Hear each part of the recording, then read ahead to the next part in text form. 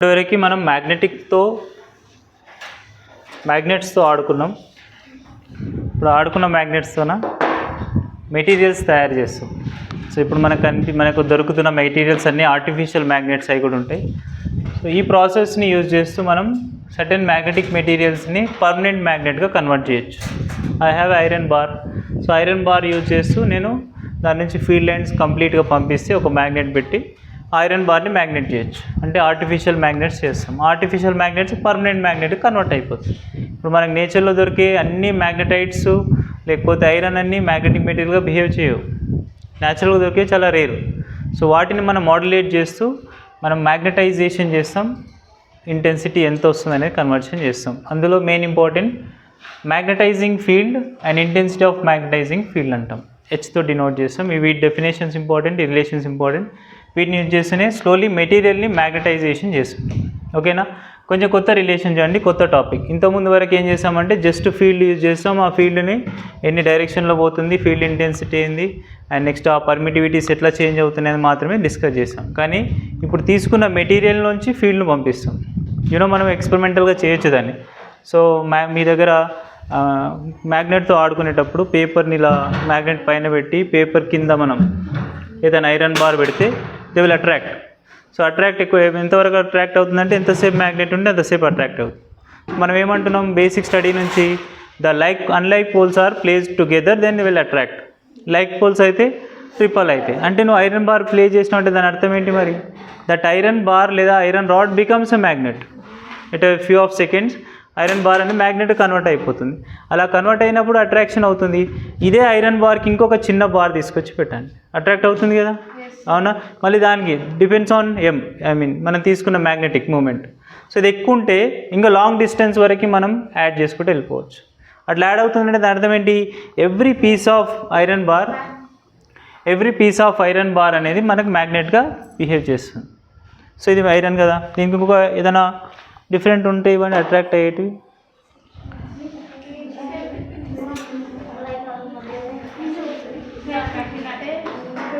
ఇంకోటి ఉందా? ఇది ఇంకోటి ఉందా?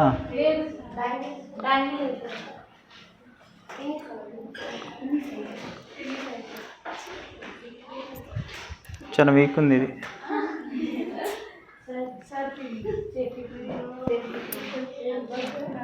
సో ఇట్లా మనం కొంచెం వీక్ ఉంది, చిన్న మ్యాగ్నెట్ కదా. సో మీ మ్యాగ్నెట్ మనకు అట్రాక్ట్ అవుతుందంటే దాని అర్థం ఏంటి అంటే ఇది కూడా ఈ ఐరన్ బార్ కూడా లేకపోతే మనం తీసుకున్న మ్యాగ్నెటిక్ మెటీరియల్ అంటాం. అన్ని మ్యాగ్నెటిక్ మెటీరియల్స్ ఉండవు, కొన్ని అట్రాక్ట్ అయితే కొన్ని కావు. అవి టైప్స్ ఆఫ్ మెటీరియల్స్ స్టడీ చేద్దాం. ఫస్ట్ ఆఫ్ ఆల్ ఈ ఐరన్ మొత్తం కీ యాడ్ అవుతుందంటే మనకి మొత్తం దీని మొత్తం మ్యాగ్నెటిక్ ఫీల్డ్ ఉన్నట్టు. ఫర్ ఎగ్జాంపుల్ ఈ స్ట్రాంగ్ మ్యాగ్నెటిక్ ఫీల్డ్ అయితే దీన్ని కూడా దీన్ని జాయిన్ చేయొచ్చు అండి. సో ఇది ఇట్లా ఉంది కదా. ఇప్పుడు నేను దీన్ని ఒకవేళ ఇక్కడ ప్లేస్ చేస్తే it might be attracted. So field intensity ఎక్కువ అవుతుంది. అంటే ఈ ఫీల్డ్ లైన్స్ అనేవి దీని నుంచి వెళ్తున్నాయి అంటే it works as a magnet. And మళ్ళీ ఈ మ్యాగ్నెట్ అట్రాక్ట్ అవుతుంది కాబట్టి దీని ఫీల్డ్ దీనికి అప్లై అవుతుంది. సో ఇట్లా ఎక్కువ times you can spend more time to travelling number of field lines to the material. Slowly that material becomes magnetisation. ఓకేనా? మ్యాగ్నెటిక్ కాదు, మ్యాగ్నటైజేషన్ చేస్తున్నాం. సో అక్కడ మనం మ్యాగ్నటైజేషన్ చేసేటప్పుడు మ్యాగ్నెటిక్ ఫీల్డ్ వాల్యూస్ని కంపారిజన్ చేస్తాం అన్నట్టు. మనం తీసుకున్న ఫీల్డ్ ఎంత ఇది, when you applied certain H field like మనం తీసుకున్న మ్యాగ్నెట్, ఆ ఫీల్డ్ని అప్లై చేసినప్పుడు ఆ మ్యాగ్నెటిక్ మెటీరియల్ ఎలా కన్వర్ట్ అవుతుంది అనేది చేస్తాం. సో దానికి వీటికి డిఫరెన్స్. సో మేజర్ డిఫరెన్స్ జింగ్ ఉంటుంది చూడండి, మ్యాగ్నటైజింగ్ అంటాం. సో డిఫరెన్స్ ఒకటే, మరి క్వశ్చన్ ఫ్రేమింగ్లో వాటిని బట్టి కంపారిజన్ చేసుకోవాలి. ఇక్కడ జింగ్ లేదా మ్యాగ్నటైజేషన్ అనే వర్డ్ కనిపిస్తుంటే టర్మ్స్ అన్ని చేంజ్ చేయాలి. లైక్ హెచ్ కొని నెక్స్ట్ ఐ వస్తుంది, ససెప్టబిలిటీస్ అవన్నీ కంపారిజన్ చేద్దాం. Like magnetising field will defines like H is equals to B by mu అని ఎక్స్ప్రెస్ చేస్తారు. మ్యాగ్నటైజింగ్ ఫీల్డ్ ఒకవేళ ఎయిర్లో ఉంటేనేమో మ్యూ నాట్ అని ఎక్స్ప్రెస్ చేస్తాం. దిస్ ఇస్ ఇన్ ఎయిర్లో మనకి మ్యూ నాట్ వాల్యూ ఉంటుంది. ఒకవేళ మీడియంలో కంపేర్ చేస్తే we can write H by mu in a medium. Any మీడియంలో ఎక్స్పెరిమెంట్ చేస్తున్నప్పుడు. సో గివెన్ సిచ్యువేషన్లో మీరు ఒకటే డిఫరెన్స్, మనం ఫీల్డ్ అప్లై చేస్తున్నాం, ఆ ఫీల్డ్కి హెచ్కి డిఫరెన్స్ ఏమన్నా ఉందంటే కొంచెం డిఫరెన్స్ ఉంది. That we are applying the field B, we know that every magnetic field will limits the field lines. So ఆ మ్యాగ్నెటిక్ ఫీల్డ్ లైన్స్ ఎలా వస్తున్నాయంటే బి ద్వారా వస్తాయి బై మ్యూ నాట్. సో ఇక్కడ నుంచి డెరివేషన్ రాసుకుంటే లేదా బీకి డెఫినేషన్ రాస్తే ఏమవుతుంది, కొత్త ఫామ్లో వచ్చింది. That B is equals to mu not into H. B factor ఏమవుతుంది mu not into H. For example ఇనీషియల్గా మ్యాగ్నెటిక్ మూమెంట్ అంటే బీ నాట్ అని రాసుకోవచ్చు. ఓకే, సో ఇది మనకి మ్యాగ్నెటిక్ ఫీల్డ్కి అండ్ మ్యాగ్నటైజింగ్ ఫీల్డ్కి డిఫరెన్స్ అర్థమవుతుందా? This is magnetic field. Okay, this is magnetizing field, magnetizing force అని కూడా అంటారు. ఓకే, హెచ్తో ఎక్స్ప్రెస్ చేస్తాం. And you can find the units of this one. Units value solve చేస్తే దీనికి యూనిట్స్ యాంపియర్ పర్ మీటర్ ఉంటాయి. సాల్వ్ చేయండి, బి యూనిట్స్ తీసుకోండి, మీ యూనిట్స్ తెలుసు కదా మీకు, సాల్వ్ చేస్తే మీకు యాంపియర్ పర్ మీటర్ వస్తుంది. ఓకే, అంటే టెస్లాని కన్వర్షన్ చేయాలన్నట్టు, యాంపియర్ పర్ మీటర్ కావాలి. అండ్ నెక్స్ట్ డైమెన్షన్స్ చెప్పండి. What is the dimensions of this magnetizing field? That is L power -1 a. ఇది మనకి మ్యాగ్నటైజింగ్ ఫీల్డ్కి ఫార్ములా రాస్తాం. It is a vector quantity, proper డైరెక్షన్లోనే ఉంటుంది, వెక్టార్ క్వాంటిటీ. అండ్ నెక్స్ట్ మనం దీన్ని రిలేట్ చేస్తూ అసలు మ్యాగ్నటైజింగ్ ఫీల్డ్ అప్లై చేయడం వల్ల మెటీరియల్లో ఏం చేంజెస్ జరుగుతుంది, అసలు మ్యాగ్నెటిక్ మెటీరియల్గా కన్వర్ట్ అవుతుందా లేదా. సో ఇప్పుడు మనం ఇక్కడ నుంచి దీన్ని అబ్జర్వ్ చేసినప్పుడు సడన్గా మనం మ్యాగ్నెటిక్ ఫీల్డ్ అప్లై చేస్తే ఫర్ ఎగ్జాంపుల్ ఇలాగనే అట్రాక్ట్ అవుతుంది అనుకుంటున్నాం కదా, ఈ పిన్ కూడా అట్రాక్ట్ అవుతుంది. ఓకే, సో నేను సడన్గా ఇక్కడ నుంచి దీన్ని తీసేస్తే కొద్దిసేపటి వరకు కింద పడిపోదు, ఇక హోల్డ్ అయిపోయింది, కానీ అట్లా కాదు. కానీ కొద్దిసేపు వరకు ఇది ఇమీడియట్గా జీరో కాదన్నట్టు, కొంతనన్నా అట్రాక్ట్ కొద్దిసేపు అన్న హోల్డ్ అవుతుంది. ఇట్లే స్ట్రాంగ్ మ్యాగ్నెటిక్ ఫీల్డ్ అయితే ఎక్స్ప్రెస్ చేసేవాళ్ళం. సో ఇది కొంచెం వీక్ ఉంది కదా, చెప్పడానికి రావట్లే, ఇట్లా తీసుకున్నాం, ఇది అట్రాక్ట్ అవుతుంది. సో మనం ఏమంటున్నాం, by taking of this magnetic material, that's material going to be convert as a permanent magnet. So magnet convert అయిందంటే if I removed magnetic field, material కూడా అట్రాక్ట్ కావాలి, ఇట్లాగే ఉండాలన్నట్టు. ఓకే, ఇప్పుడు నేను ఇక్కడ నుంచి ఒకవేళ మ్యాగ్నెట్ని తీసేస్తే పిన్ ఎలా ఉండాలి, దీంతో హోల్డ్ అయి ఉండాలి, ఎక్కువసేపు హోల్డ్ చేస్తే జరుగుతుంది అన్నట్టు. కొంచెం ఇట్లా ఎక్కువసేపు హోల్డ్ చేస్తే కొన్ని సెకండ్స్ అన్నా హోల్డ్ అవుతుంది. అంటే దీనిలో slowly that material is going to be convert as magnet convert అవుతుంది. సో ఆ ప్రాసెస్లోనే మనకు ఎంత ఇంటెన్సిటీతో కన్వర్ట్ అవుతుంది అనేది ఇంటెన్సిటీ ఆఫ్ మ్యాగ్నటైజేషన్.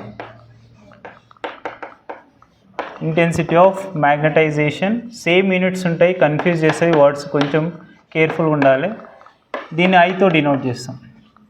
సో జనరల్గా ఒక మ్యాగ్నెట్గా కన్వర్ట్ అవుతుందని చెప్పాలంటే దాంట్లో మ్యాగ్నెటిక్ మూమెంట్ ఉండాలి, M ఉండాలి. M is equals to pole strength into length of the magnet. So అట్లుంటేనే మనం మ్యాగ్నెటిక్ మూమెంట్ కన్వర్ట్ అవుతుంది. సో అట్లాగే మనం intensity of magnetization conversion definition value రాస్తే like ratio of magnetic moment per unit volume. ఒక తీసుకున్న మన మెటీరియల్లో ఎంత % ఆఫ్ వాల్యూమ్ కన్వర్ట్ అవుతుంది, పర్ యూనిట్ వాల్యూమ్లో ఎంత మ్యాగ్నెటిక్ మూమెంట్ జనరేట్ చేసినాను. వీఆర్ అప్లయింగ్ సమ్ ఫీల్డ్, ఈ మెటీరియల్కి ఒక ఫీల్డ్ అప్లై చేస్తున్నాం నార్త్ సౌత్ పోల్స్తో. Number of field lines travel చేస్తున్నాయి ఫెర్రో మ్యాగ్నెటిక్ మెటీరియల్ అయితే. నెంబర్ ఆఫ్ ఫీల్డ్ లైన్స్ వెళ్ళినప్పుడు slowly if it is attracted towards the north pole, nothing but ఇది ఇమీడియట్గా సౌత్ పోల్గా బిహేవ్ చేస్తుంది, అట్రాక్ట్ అయిపోతుంది, లైక్ పోల్స్ అవుతుంది. సో ఇప్పుడు ఒక మ్యాగ్నెట్ ఎగ్జిస్ట్ అయితే ఎంత టైమ్స్ లేదా ఎంత ఇంటెన్సిటీ కన్వర్షన్ అవుతుందంటే దట్ M/V. అంటే మ్యాగ్నెటిక్ మూమెంట్ డెఫినేషన్ వాట్స్ రాసుకుంటే magnetic moment by volume of the given layer taken materials. So దీన్ని కొంచెం సింప్లిఫై చేసుకుందాం. వినో magnetic moment formula M/2L by volume of the formula రాస్తే ఏరియా ఇంటూ లెంత్. సో మనం తీసుకుంటుంది magnetic length కదా, so కాబట్టి యూజువల్లీ 2Lతో ఎక్స్ప్రెస్ చేస్తాం. So 2L get cancel and intensity of magnetization is nothing but pole strength per unit area. ఇది కూడా correct definition, ఇది కూడా కరెక్ట్. మ్యాగ్నెటిక్ మూమెంట్ రిలేట్ చేసి ఇలా కంపారిజన్ చేస్తాం. ఓకేనా. ఇప్పుడు I ఏం చెప్తుంది, that taken material given material will be converted into the certain magnetic material. Is this permanent or temporary depends on material. So conversion జరుగుతుంది, 100% జరిగింది. ఎంత జరుగుతుందంటే that magnetic moment by volume values వస్తాయి, solve చేస్తాం. And ఇక్కడ లేదా pole strength by area తీసుకున్న material. ఓకేనా. సో ఇప్పుడు ఇట్లా కన్వర్షన్ జరుగుతున్నప్పుడు మనం ఎలా కంపారిజన్ చేస్తాం, మనం ఇచ్చిన ఫీల్డ్ ఏంటి, ఇచ్చిన ఫీల్డ్ వల్ల మెటీరియల్ ఎంత కన్వర్షన్ అవుతుంది. సో ఆ కన్వర్షన్ కంపారిజన్ చేయడం కోసం మనకు ఒక డెఫినేషన్ దట్ ఈస్ ససెప్టబిలిటీ అంటాం.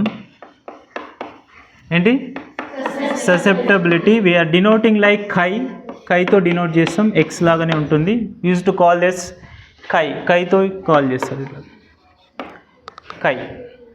సో ఇప్పుడు వీటి డెఫినేషన్ మనం ససెప్టబిలిటీ రాస్తే గివెన్ మెటీరియల్ ఎంత వాల్యూస్తో కన్వర్ట్ అవుతుందంటే that is I/H, the ratio of intensity of magnetisation by magnetising field. intensity of magnetization. How much I increases? Nothing but slowly that material going to be permanent. Therefore chi also increases. Directly proportional వస్తుంది. అంటే ఎంత intensity value increase అయితే given మెటీరియల్స్లో therefore chi కూడా increase అవుతుంది. So chi is very important thing. ఈ chi ఫ్యాక్టర్ని బట్టి మనం ఇప్పుడు యూజ్ చేస్తున్న మెటీరియల్స్ అన్నీ వర్క్ చేస్తాయి. ఆ మెటీరియల్స్ ఎట్లుంటాయి? Like ferromagnetic materials strong attract అయితే దానికి chi ఎక్కువ ఉంటుంది. పారామాగ్నెటిక్ మెటీరియల్స్ కొంచెం వీక్ ఉంటాయి, chi తక్కువ ఉంటుంది. డయామాగ్నెటిక్ మెటీరియల్స్ అసలే అట్రాక్ట్ కావాలి. మీకు చెప్పిన yesterday examples, silver is a good conductor but it never attracts by the magnet. You can check. మీకు దగ్గరగా ఆర్నమెంట్స్ ఏమైనా సిల్వర్ ఉంటే ఆ మ్యాగ్నెట్ తీసుకొని పెట్టి చూడండి, అసలు అట్రాక్ట్ కావు. Copper is a good conductor but it is diamagnetic material. So దాన్ని తీసుకెళ్ళి టచ్ చేయండి, అసలు అట్రాక్ట్ కాదు. సో రిపల్ చేస్తుంది అన్నట్టు. అంటే అన్ని మెటల్స్ మనకి మ్యాగ్నెటిక్ మెటీరియల్గా బిహేవ్ చేయవు. బేస్డ్ ఆన్ దే థియరీస్ అవి చెప్దాం. chi is equals to I/H. What is units of chi? Anybody? What is units of chi అంటే మీకు ఫస్ట్ H ఏంటో తెలియాలి, I ఏంటో తెలియాలి. దీనికి కూడా సేమ్ ఉంటుంది చూడండి, ampere metre per metre square. అంటే same units and dimensions carry చేసేదే intensity of magnetization and magnetizing fields. దీన్ని కూడా ఆంపియర్ పర్ మీటర్, ఇక్కడ కూడా ఆంపియర్ పర్ మీటర్. అండ్ మనము వీటిని కంపేర్ చేసేటప్పుడు chiకి యూనిట్స్ ఏమవుతుంది? No units and dimensions express చేస్తాం. So already well known definition మనకు μr is equals to μ by. So ఈ రిలేటివ్ పర్మియబిలిటీ కూడా డిపెండ్ అవుతుంది. మ్యాగ్నెటిక్ మెటీరియల్స్ అనేటివి మంచిగా యాక్ట్ చేస్తున్నాయి లేవా, μr కూడా ఎక్స్ప్రెస్ చేస్తుంది లైక్ chi లాగా. సో అంటే మ్యాగ్నెటిక్ మెటీరియల్స్ రిలేషన్స్ కోసం ఫర్దర్ డెరివేషన్స్కి ఇది అవసరం అవుతుంది. దీన్ని ఇలాగే పెట్టుకుందాం. What is units of μr అంటే no units and dimensions. And given ఫార్ములాలో మనం రిలేటివ్ పర్మియబిలిటీ వాల్యూ వచ్చింది, chi వాల్యూ వచ్చింది, I/H అన్నీ వస్తున్నాయి. సో ఇప్పుడు రిలేషన్స్ రాద్దాం. రిలేషన్ బిట్వీన్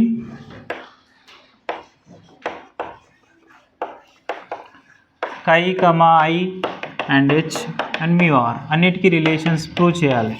సో దీనికోసం ఏం చేస్తామంటే టోటల్ మ్యాగ్నెటిక్ ఫీల్డ్ కంపేర్ చేస్తాం.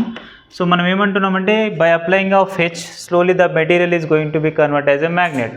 సో అంటే మనం మ్యాగ్నెటిక్ మెటీరియల్స్ 2 టైప్స్లో అప్లై చేస్తున్నాం. లైక్ B0 ప్లస్ BI అంటే ఇండ్యూస్ అవుతుంది. I అంటే ఇక్కడ ఇండ్యూస్డ్ ఫీల్డ్. ఇండ్యూస్ చేస్తున్నాం, మనం ఇన్ఫ్లుయెన్స్ చేస్తున్నాం అనదర్ మెటీరియల్స్ని. సో అంటే ఇండ్యూస్డ్ ఫీల్డ్ అవుతాయి. సో B0కి లేదా Bకి మనం ఎక్స్ప్రెస్ చేసాం formula B0 is equals to, ఇక్కడ ఇంతకుముందే రాసాం నేను, B ఈజ్ ఈక్వల్స్ టు యాక్చువల్గా H is equals to B by μ0 అని రాస్తుంది. అవునా? అప్పుడు B ఫ్యాక్టర్ ఏమవుతుంది? H ఇంటూ μ0 లేదా μ0 into H plus similarly induced field ఇది ఎలా కన్వర్ట్ అవుతుందో మనం ఇంటెన్సిటీ ఆఫ్ మ్యాగ్నటైజేషన్ ఇండ్యూస్ అవునాం కదా. So intensity of magnetization values కూడా కంపారిజన్ చేసుకోవచ్చు. అంటే B0 ఫ్యాక్టర్ని కంపారిజన్ చేస్తున్నాం. H ప్లేస్లో నేనేం రాస్తున్నానంటే that value is going to be I into μ0. ఎందుకు? బికాస్ మ్యాగ్నెటిక్ ఫీల్డ్ అనేది అప్లై చేయడం వల్ల స్లోలీ సమ్ ఫీల్డ్ ఇండ్యూస్డ్ అయింది మెటీరియల్స్ నుంచి. సో ఆ మెటీరియల్ నుంచి ఇండ్యూస్ అయిన ఫీల్డ్ అంటే magnetization, intensity of magnetization into μ0. Therefore induced field also I can write like I into μ0. So common తీయండి, μ0 కామన్ తీస్తే that is H plus I. ఇది మనకి B ఫ్యాక్టర్స్లో వస్తాయి. అండ్ Bని మనం మళ్ళీ ఎక్స్ప్రెస్ చేసుకుంటే మనకి రిలేటివ్స్లో మ్యూతో కంపారిజన్ చేసుకుందాం. ఇదేమో ఫ్రీ ఎయిర్ కదా. ఒకవేళ మీడియంలో తీసుకుంటే ఏం రాసుకుంటాం? That mu into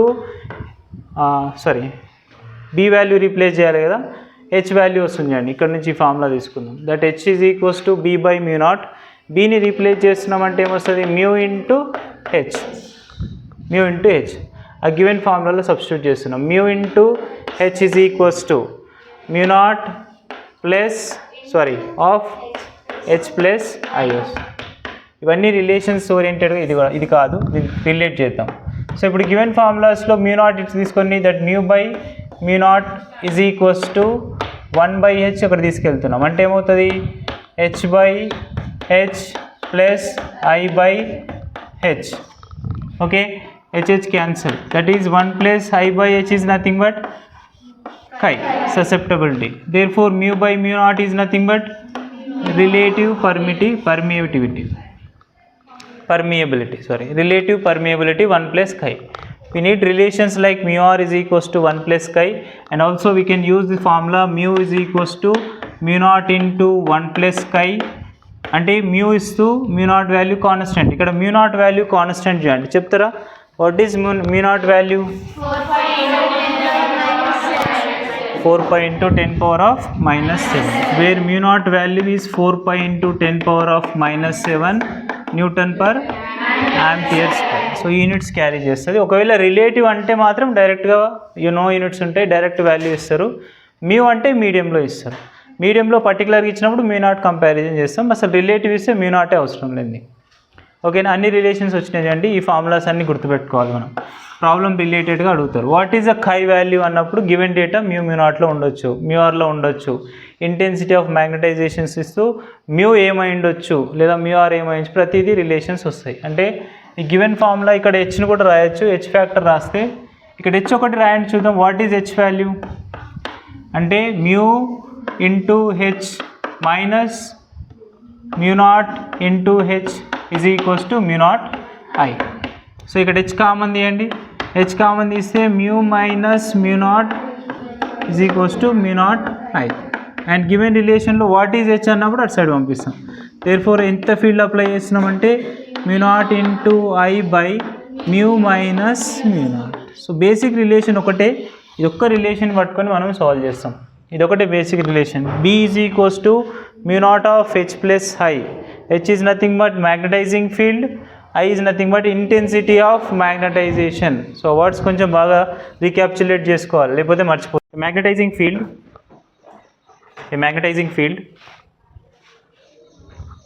a magnetizing field of 1600 ampere per meter, a magnetizing field of 1600 ampere per meter produce a magnetic flux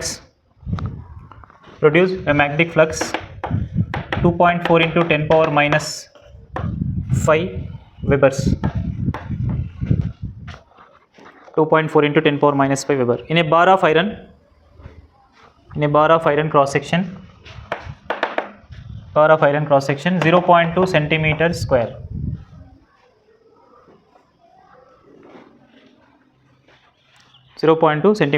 Calculate the permeability and susceptibility.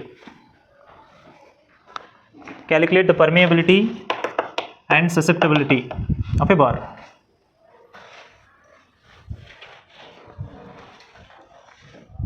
Permeability, susceptibility of bar. అన్ని ఇచ్చిరు కానీ కన్ఫ్యూజన్లో క్వశ్చన్ మ్యూ సాల్వ్ చేయమంటుండు. Mu కావాలంటే B by H కావాలి. ఇప్పుడే రాస్తాం. H is equals to B by mu equal to ఏమవుతుంది, బి బై హెచ్ అవుతుంది. అంటే మ్యూ కావాలి, బట్ బి ఇవ్వకుండా ఇండైరెక్ట్గా ఫ్లక్స్ ఏరియా ఇచ్చారు. సాల్వ్ చేసుకోవచ్చా? బి వాల్యూ ఎట్లా సాల్వ్ చేస్తాం? That is magnetic flux is equals to B dot A లేదా బిఏ కాస్ థీటా. సో అక్కడ నుంచి నీకు బి వస్తుంది. P is equals to flux by area. What is flux? Flux is nothing but 2.4 into 10 power of minus 5 by area is in centimetres. So conversion చేయాలి okay, problem solve చేద్దాం అండి. So generally conversion required ఉంది అండి. Cross section area ఇచ్చిండు. Cross section area values 10 power of minus 4 అంటే area substitute చేసేటప్పుడు 0.2 into 10 power of minus 4 metre square. Centimetre square conversion చేస్తున్నాం. Okay, దీన్ని సాల్వ్ చేయండి. That be becomes as points cancel అయితే it becomes 12 into 10 power of minus 1 అంటే 1.2 tesla. Therefore mu is equals to b is nothing but 1.2 by h is nothing but 1600. So that will get it approximately 12 by 16,000 చేయండి. ఎంత వస్తుందో చెప్పండి. 12 by 16,000 value. సరే 3/4 ఇంకా చేయాలి అయినా కానీ వాల్యూ చెప్పండి అమ్మా. Numerical value 3/4000.